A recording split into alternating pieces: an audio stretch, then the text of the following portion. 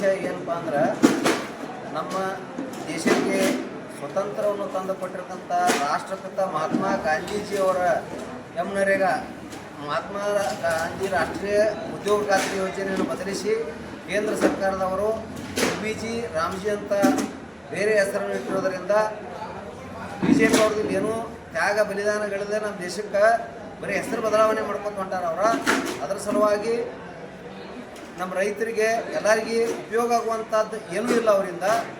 ಅದಕ್ಕೆ ಏನೀಗ ಯಥಾವತ್ತಾಗಿ ಮೊದಲೇನು ಮಹಾತ್ಮ ಗಾಂಧಿ ರಾಷ್ಟ್ರೀಯ ಉದ್ಯೋಗ ಖಾತ್ರಿ ಏನೈತಿ ಅದ ಹೆಸರನ್ನು ಮುಂದುವರಿಸ್ಬೇಕಂತೇಳಿ ಇವತ್ತು ನಾವು ಸಾಧಾರಣ ಒಂದು 10 ಕಿಲೋಮೀಟ್ರ್ ಅಂದರೆ ಹಿಡಕಲ್ ಗ್ರಾಮದಿಂದ ಮೂಳುಕೂಡದವರೆಗೆ ಶಾಸಕರ ಜೊತೆಯಾಗಿ ಒಂದು 500-700 ಜನ ಜನಸಂಖ್ಯೆ ಒಂದು 1000 ಜನಸಂಖ್ಯೆಯೊಂದಿಗೆ ಬೃಹತ್ ಪ್ರತಿಭಟನೆ ರ್ಯಾಲಿಯನ್ನು ಮಾಡಿಕೊಂಡು ಕೇಂದ್ರ ಸರ್ಕಾರಕ್ಕೆ ತಹಶೀಲ್ದಾರ್ ಮೂಲಕ ರಾಷ್ಟ್ರಪತಿಯವರಿಗೆ ಮನವಿ ಕೊಟ್ಟು ಈ ಕಾರ್ಯಕ್ರಮವನ್ನು ಅಂತಿಮಗೊಳಿಸಿದ್ರು.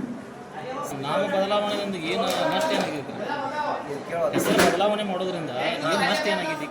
ಬದಲಾವಣೆ ಮಾಡೋದ್ರಿಂದ ಹಿಂದಕ್ಕೆ ಸೆಂಟ್ರಲ್ ಗೌರ್ಮೆಂಟ್ ಕೇಂದ್ರ ಸರ್ಕಾರ 90% ಅನುದಾನ ಕೊಡ್ತಿತ್ತು, ರಾಜ್ಯ ಗೌರ್ಮೆಂಟ್ 10% ಕೊಡ್ತಿತ್ತು.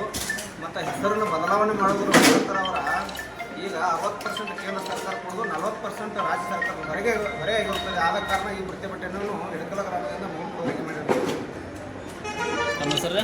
ನಾಗಪ್ಪ ನರಗಟ್ಟೆ ಕೂಳಿ. ತಮ್ಮ ಹೆಸರು? ರವಿಶಂಕರ್ ನರಗಟ್ಟಿ, ಕುರ್ಚಿ ಬ್ಲಾಕ್ ಕಾಂಗ್ರೆಸ್ ಪ್ರಚಾರ ಸಮಿತಿ ಅಧ್ಯಕ್ಷರು.